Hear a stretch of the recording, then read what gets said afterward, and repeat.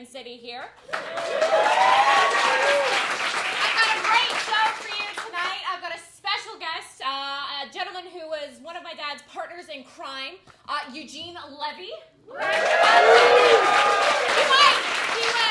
part of Second City Toronto, SCTV. He started movies like Father of the Bride, Armed and Dangerous, and all the Chris Guest movies. I'm so excited to have him. So before we get started, before we bring him out, I want to show a clip from SCTV. So take a look at this, and then we'll get the show started. Gene Shalit for Buffalo. Have you ever had a headache so bad the slightest little sound can push you on edge? Headaches aren't fun. They're a serious problem. Some headaches are caused by stress and anxiety, but most headaches are caused by little things like irritating noise, a power drill hammering and pounding a slab of concrete, or car horns blaring and blaring and blaring during rush hour traffic. Even neighborhood dogs yelping and barking and barking and yelping could be enough to give a person with a strong constitution a headache.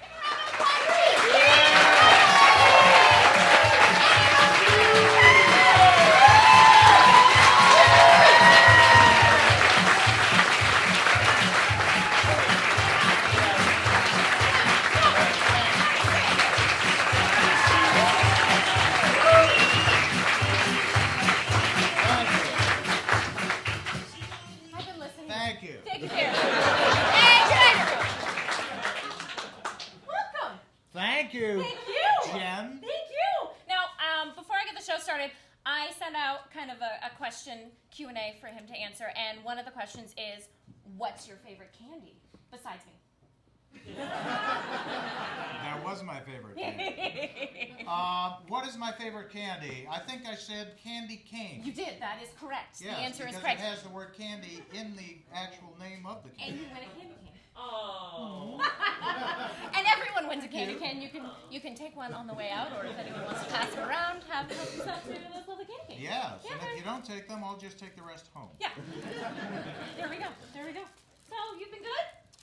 I You don't have have been good. Would you like me to eat it? Because I can. I can make a bit out of it. Nope, because I don't. I just don't want your dentist to yell at me for cavities later. I'm good. You're I'm good. excited to be here. Good. Well, I wanted to kind of introduce you and kind of start from the beginning of the where you got started, how you got to Second City. Well, I couldn't afford a cab. So it was a long walk. I was in a show, Godspell, in Toronto, which was kind of the first professional show. I'm sorry, over here. Oh yeah, sorry guys. I'll sit We'll straight. talk out for I'll everyone. sit straight this way. Yeah, so we were in a show, Godspell, which was basically kind of almost right out of school for me. And a bunch of us were in that show, Marty Short and I, who actually went to school together. And you were born in Hamilton? I don't mean to interrupt, but you were born in Hamilton. You just did interrupt. And now I can't remember what the hell. I know! That was... Godspell. Yes. Yes. Yeah, so Marty and I were from Hamilton, and went to McMaster together, and then I auditioned for Godspell, and then I told him he should audition for Godspell. He was writing his finals at the time, and he came in, auditioned, got the show, graduated, and then came back, and we did the show together. And Gilda and Andrea Martin and Victor Garber and Paul Schaefer was our piano player. So we had a nice run in Godspell, and then we heard that Second City was going to be opening in Toronto. This was 1973. And that was, the name was like, oh my God, Second City is like an institution. It's like brilliant, brilliant comedy.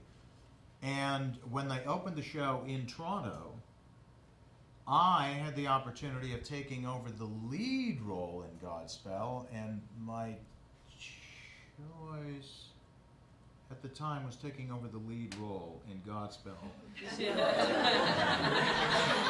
playing Jesus Christ. And you know, I chose that over cabaret. And so I started, so I did that while Second City opened, and then, of course, Godspell closed after 3 months, and I don't think it had anything to do with my performance necessarily. I was the only Jewish-looking Jesus that they actually ever used in Godspell. But I was fortunate enough to be able to get into the Toronto company of Second City, replacing Brian Doyle Murray, Okay. who had opened the show along with Joe Flaherty as the two Chicago members who came up to help the local Toronto talent like Dan Aykroyd and Valerie Bromfield and Jane Eastwood and who else was in that? Jerry Salzberg. So when Brian left, after 3 months there was an opening and I was able to slide into the show, and that was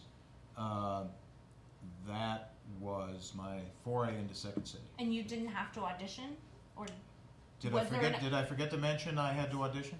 Well, it just sounded like you were chosen to go in, which is some people. No, that nothing could be less truthful than that. What was your audition? Do you have a memorable story? And good questioning, by the way. Good investigative journalism. Did the research. Now that I remember, in a Brian Williams kind of way, I did have to audition for the show, and they actually selected came down to me and Jerry Salzberg for the show when we auditioned. They went with Jerry Salzberg. They felt that Jerry was much more animated and I was a little too low-key. So I then went back to Godspell, where they said, no, they didn't say. I said I would be interested in taking over the lead in the show. And they said, interesting. Okay, let's do that. So I had a little audition for that, just singing-wise, because I didn't do a lot of singing in the original show. And they said, fine, and it was very intriguing to the director of Godspell. It was a kind of a new director to go a more Jewish way. So he said, this is really fantastic. We have a really Jewish-looking Jesus. So that's what happened. And then 3 months later, when the show closed, when Second City when Godspell closed, I was able to go right into. I then went right into Second City, replacing Brian Murray. Got it. Perfect. Now, have you always been a musical person? I think so. Yeah. I mean, I've always had a thing for music. I was doing a lot of singing. In high school, I was in a folk group called the Tritones. Oh. And then I was in a couple of other folk groups. Another lie, it wasn't a couple of other folk groups. It was one other folk group called Tuesday's Children. Yes. So music was a big part of my life, I think. Back Because a then, lot of your characters that you played in SCTV were musical, Schmenges. Yes. And then afterwards... I did play accordion, and your dad did play clarinet in high school. Did you actually play during... Did you learn any of those songs, or try to learn any of the songs that you played during any of the Schmenge bits? No. Sorry to burst that bubble, guys. No, but I was adept enough at the instrument to know rhythmically what to hit the notes when the notes are actually happening, and I knew enough with this part, the button part, right, to be able to keep a finger on the little button that controls the bellows. Okay. So I was able to move that back and forth while I faked this hand, and so. Quite honestly, when we did the concert portion for the show, The Last Polka, there was an audience. We recorded that in a theater, And they put out an ad saying, you know, they're taping this the last polka for the Schmenge brothers. If you want to come and be a part of the crowd, then come and be a part of the crowd. So we just wanted enough people to fill 3 rows so that if we wanted to shoot out into the audience, we'd have a few rows of people to shoot out on.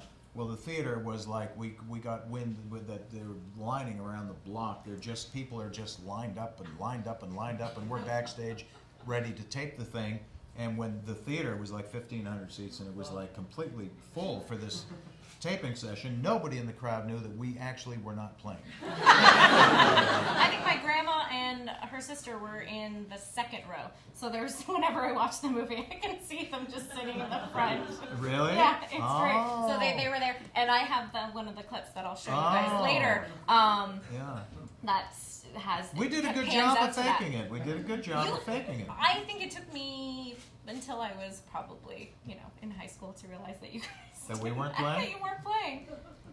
Well, neither your dad nor myself told anybody that we weren't. I'm sorry. So, what was it like the transition from going to stage on Second City to SCTV? Well, it was I guess awkward in a way because we were coming right out of an improvisational theater thing where you improvise. That's how you create your material. And when we started the television show, and they brought Harold Ramis up, dear Harold Ramis, to be our head writer, to kind of keep everything together, guide us. And we started writing the show. When we started writing the show, we actually started doing improvisational games. Mm-hmm. Like, in other words, we would do these improvisational warm-ups, and then we would kind of pick premises and start improvising, trying to come up with a scene for the show until we realized this is not the quickest way to write a television show. Because after 2 days of trying to, improvising games, we didn't have a lot on paper. And so it wasn't until we started just breaking up into smaller groups and using a pad and pencil that we actually started writing the show. Right. And then it was kind of fun, even though we were, I guess, everybody, maybe with the exception of Harold, who was an exceptionally brilliant writer, really kind of knew what they were doing, but he was such a great guy. He was so talented, and we wanted to please him so much as a head writer that we worked so hard trying to write the funniest, best things we could do, and then everybody kind of pitched their idea to Harold, hoping to get that big laugh from Harold, which we usually got, whether he thought it was funny or not. He was that nice a guy. And then we were kind of on our way. You wrote that you loved but maybe didn't make it in?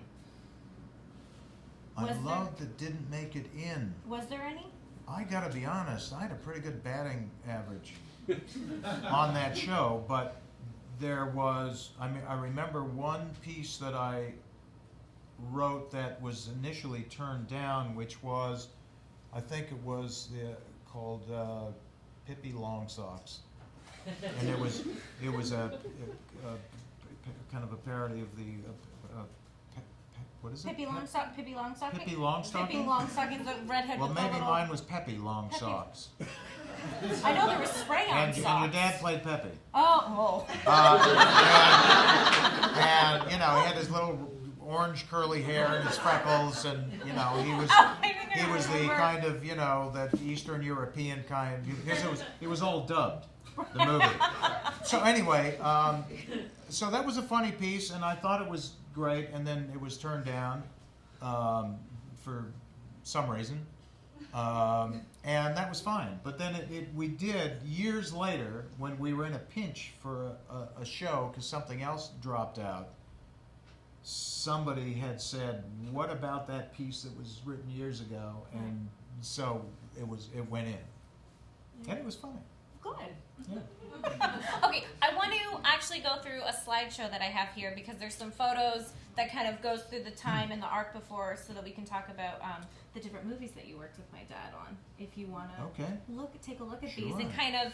So this is actually Second City, Toronto. That one is you and Andrea Martin, and these are photos my mom took. Wow. And that is Andrea, Joe Flaherty. They go fast, so I'm sorry. Me and Joe Flaherty. Joe. Wow, yeah, the news. That's Earl and Floyd. That was the stage version of Earl and Floyd.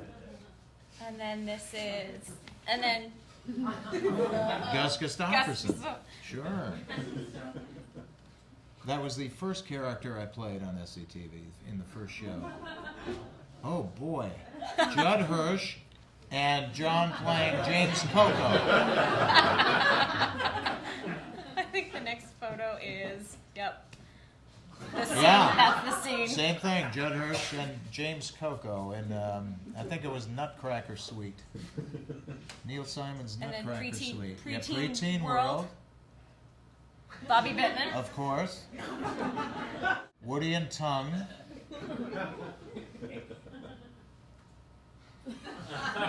Woody and Tongue in a more serious vein. The worst makeup day I've ever had in my life. I think it's the next photo. I'll come back to that one. Yes, I'm actually in the next photo. On the piano. So, Catherine is playing the piano. I don't know what you're doing or where we are, but that's me. Wow. That's Catherine on piano? Yeah, And is that me on the right? that's you on the right. Having the worst makeup day you've ever had. And then I have a whole bunch of these. That's us playing the Three Stooges. Stooges. Is I can't remember the name of the piece. Lauren Green. Not bad, Lauren Green, huh? I think the makeup was phenomenal. Floyd the Barber from the Godfather. Oh, That's this- when we won the Emmys. Yep. My brother Fred and John in the middle. And then you did Going Berserk. Going Berserk, yes. Which it took me until maybe like 5 years ago to finally see the whole movie in its entirety. Yes, it was a fantastically fun It's actually a good movie. Can't remember my character's name. That's Splash. yeah, Splash. Yes. Oh my God. Schmenge's? Stan Schmenge, standing outside his luxurious home. Schmenge's doing their Michael Jackson. Beat It number. Yeah. Yes, great picks. And Armed and Armed Dangerous. and Dangerous. Yes. Thanks for remembering. Sorry, I have to show this photo then next.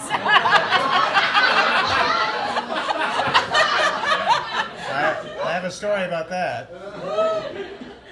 I have a story about that You one. can tell the story if you want, or we can go through the photos. Well, Yeah, let's go through the photos, all and then right, we go can tell through this. the And I'm photos. going to remember to bring back this story. Okay, this was Speed Zone. Speed Zone. Yes, that was a movie. That Speed Zone Or was Cannibal. a movie that they were doing in Montreal, and it was your dad was doing the movie, and he said, "Oh, there's a great part for you in this movie. You should do this thing." And so I said, "Well, is there?" I said, "Maybe they can send the script and thing." So they sent the script, and I kind of looked at it. And I went, "Oh, I don't know. There's not much of a part here, John. Really, for me, I don't. It's not really that good a movie. I know it sucks, but let me tell you something. If I'm going to do it, you're going to do it. I'm doing it. We're going to have fun, and you got to come on and do this movie with me. You got to do it. Nobody's going to see it. Nobody's going to see it. And we'll have a ball. We'll have a ball doing this movie." I said, "Okay, that's it. You sold it." Okay, we can go to the next photo. This is I don't have any photos of you two together on Once Upon a Crime, but this is your directing. Oh, yes, that's right. Yes, Is it that your was directing it. debut? Well, yes, I directed Once Upon a Crime. My wife refers to it as Once Upon a Career. I did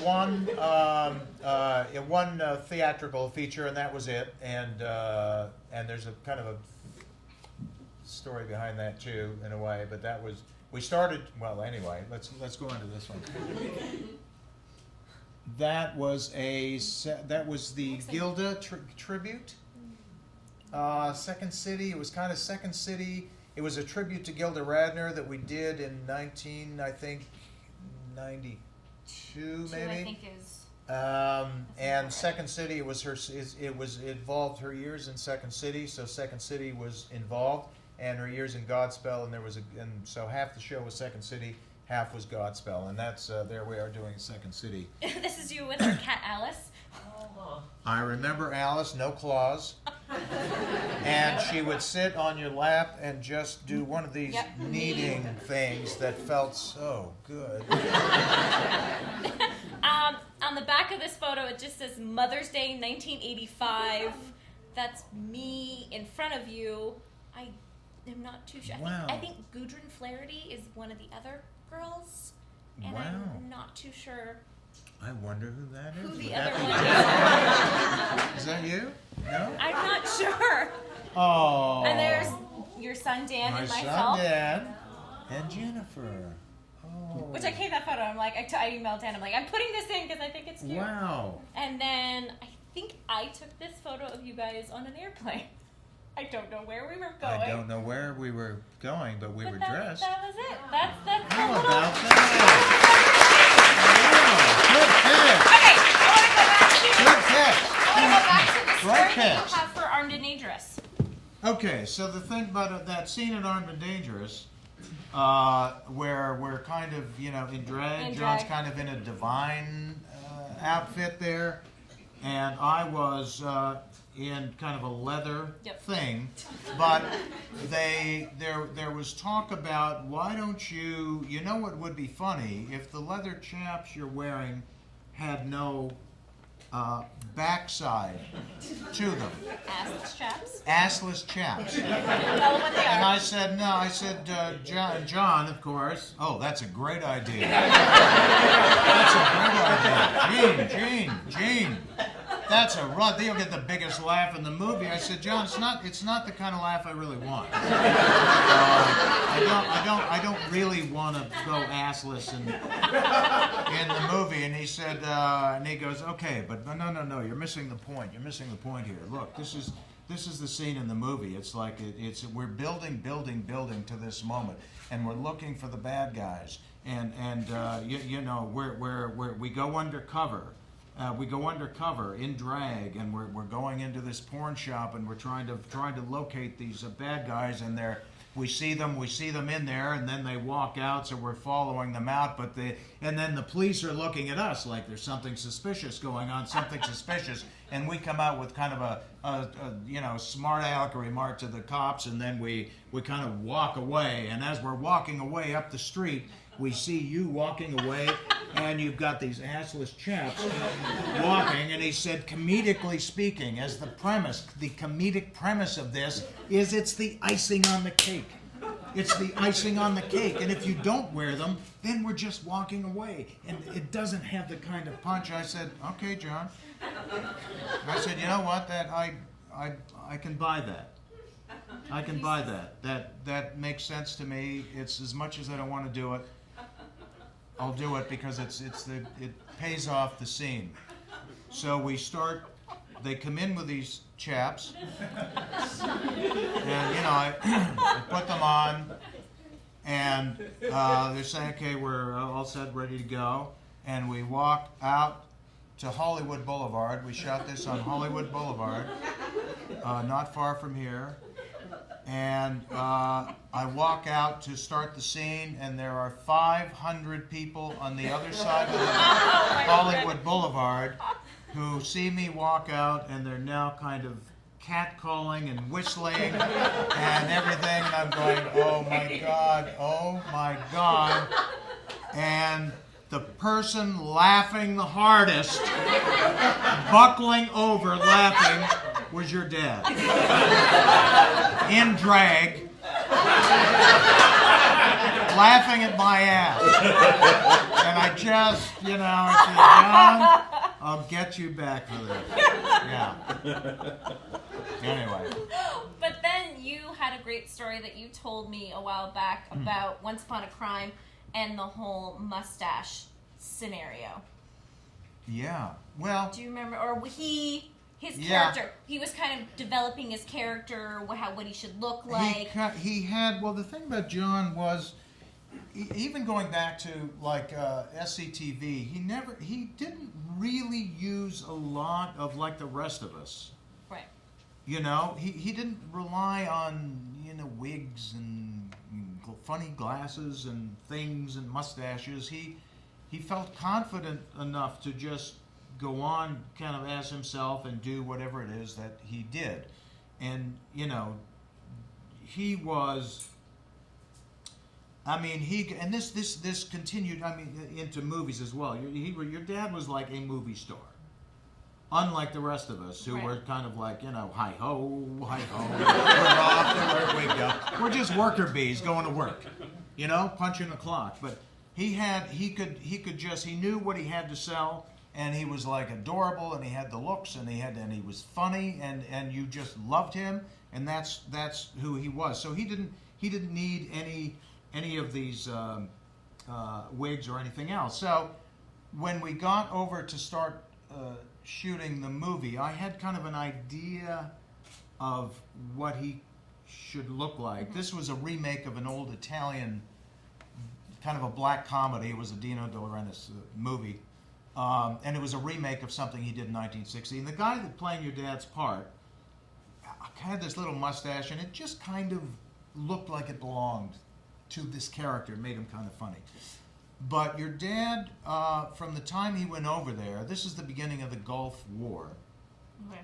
When I flew over to Europe, 1991, or January 15th is when the war was declared. That's when I actually flew over to start working on the movie, and not knowing whether war was going to break out or not before I landed.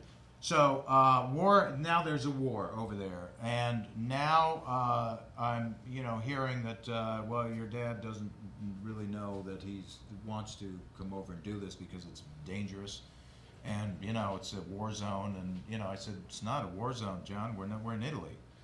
It's actually quite safe. You can walk the streets, you don't even know what's going on. It's just I know, but there's a dangerous thing, and you never know where these people are going to. I said, look, John, it's really thankful.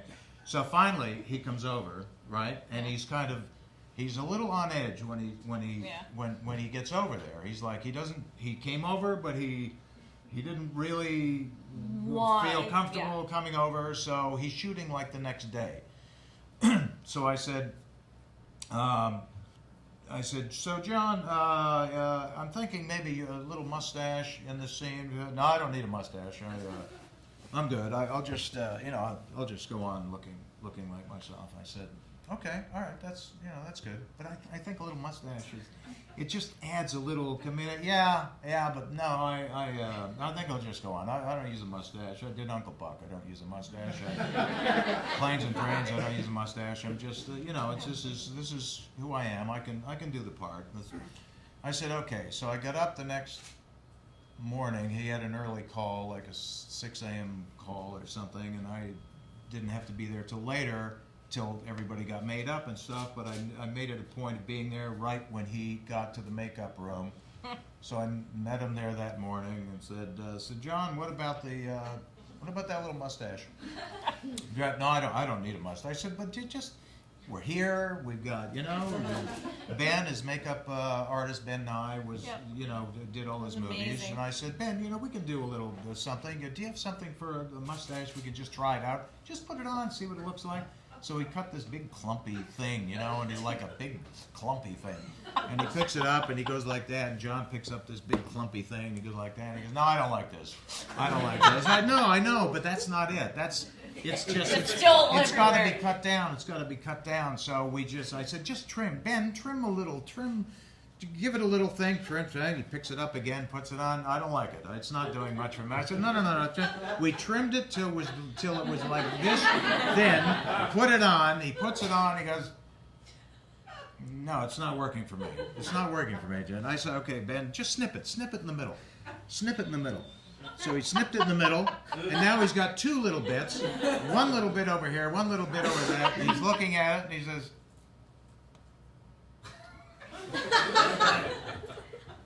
all right.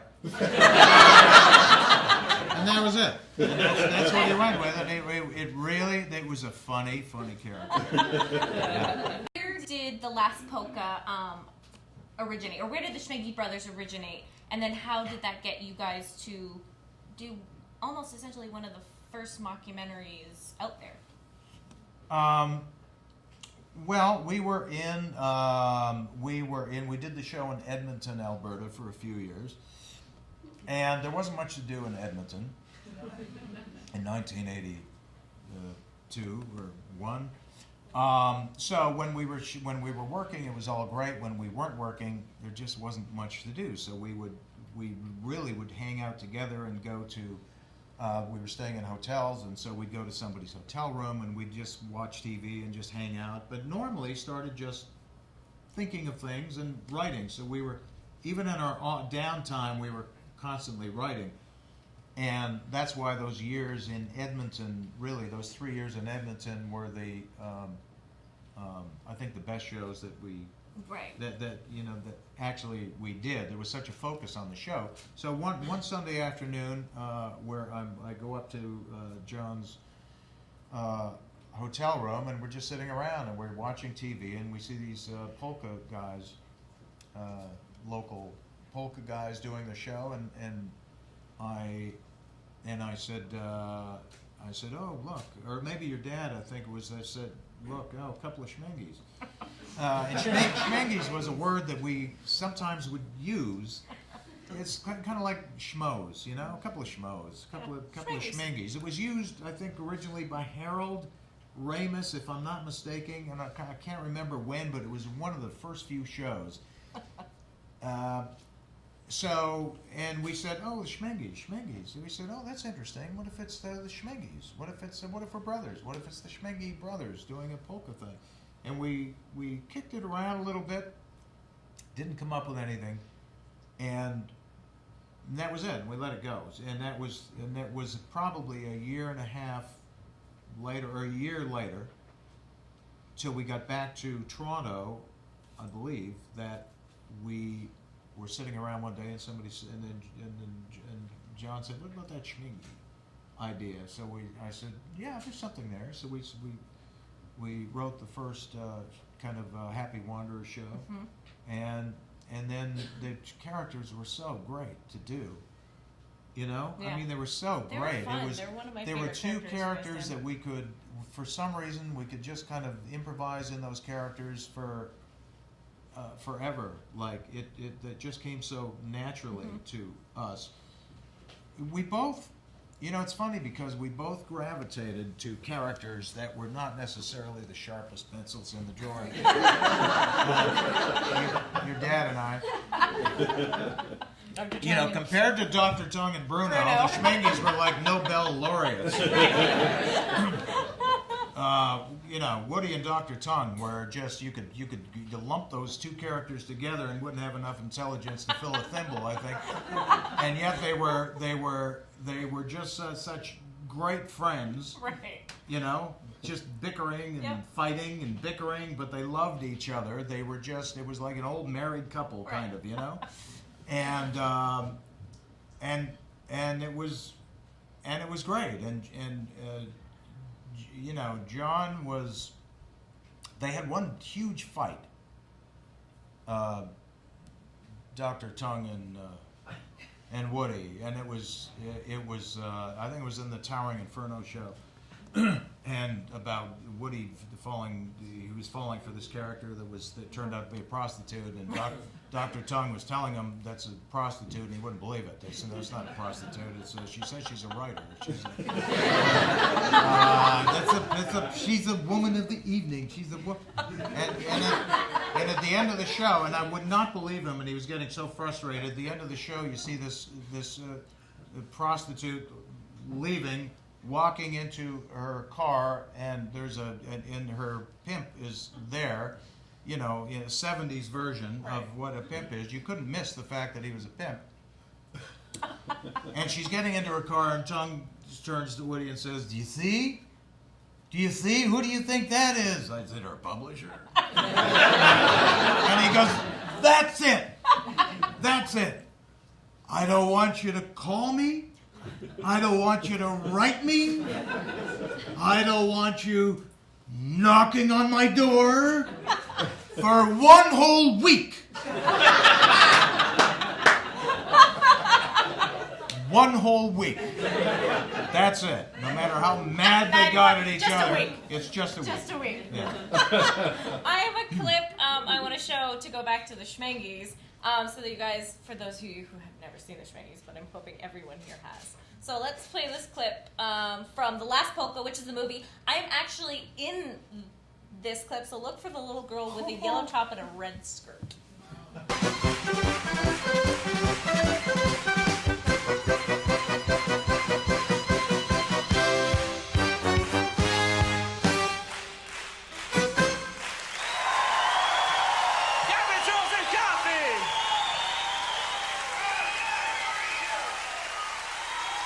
That concert to me will always be one of the big highlights of my life.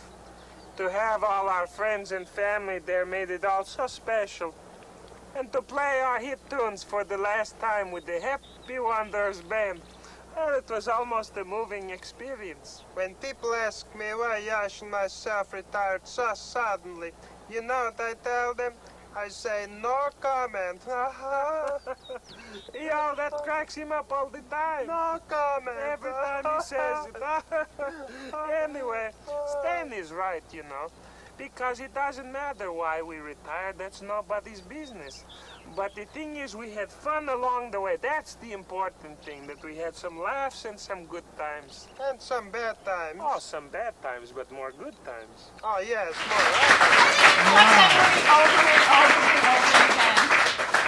You did a great job by that barbecue. Thank you. As the scene progresses, the flames get hotter and hotter, and it cuts to my dad in the back with a rake trying to put the fire out. And I remember being so sad that we couldn't actually eat the food that I had been watching for hours, them grilling hot dogs and then chips, and it was and then all of a sudden the firefighters came out and sprayed it with all this stuff, and then we're like, okay, we're gonna torch it now. And I was like, I know. Standing all day. Believe me, every time we had a scene with food that we couldn't eat, I felt the same way. What's wrong with that egg salad? Okay, we asked our audience, lovely audience members here, a couple fun little questions. And I'm gonna slowly wrap things up with questions. Any chance of a Bobby Bittman making a comeback? Oh, I don't think so. There you go. No, I don't think I love so. Bobby Bittman. That's a fun character. It was a fun character, but I think he's pretty much had his day. What was your favorite memory from filming Waiting for Guffman? Wow. No, we're gonna go Waiting for Guffman, I think it was Chris Guest his character was insane, Corky St. Clair. Originally called Antoninus Dementabella. I think that's the name. I think so. That he did on SNL years before, but he couldn't use the name because SNL said, no, we own the name, you can't use the name. So he kept the character but had changed the name and changed it to Corky St. Clair. But he did this in the movie. He did this. Well, first of all, Waiting for Guffman was the first thing we did, and we really didn't know. I honestly didn't know how the thing worked. That there's no rehearsals or anything else. You just go in front of the camera and then you start shooting, and that's it. So, but his character was insanely funny to me, and this little dance that he does in that movie, and if you haven't seen it, it's hard to describe, but it was the most spastic little dance move where he would do these little. I mean, it was almost like, I don't know what it is. It's like a insane, and I would go crazy when he did it and start laughing. And there's one scene in the show where he's teaching the group of us this dance for the show in a rehearsal sequence, and I started laughing so hard that I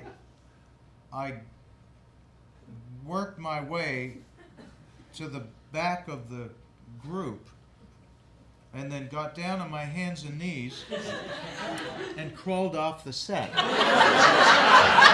Because I didn't want to ruin the scene, and I figured if I'm in the back of the crowd, the scene can still go on, and that was it. And I crawled off and laid on the floor and just laughed my ass off. That to me is that's about the hardest I think I laughed in any of those movies. Yeah. That movie, I think I was watching your dentist audition before the show in Waiting for Guffman, and you have to watch that online if you haven't seen that. Oh, If you haven't seen that movie. the Stephen Foster. It's Stephen movie. Foster, right? Yeah.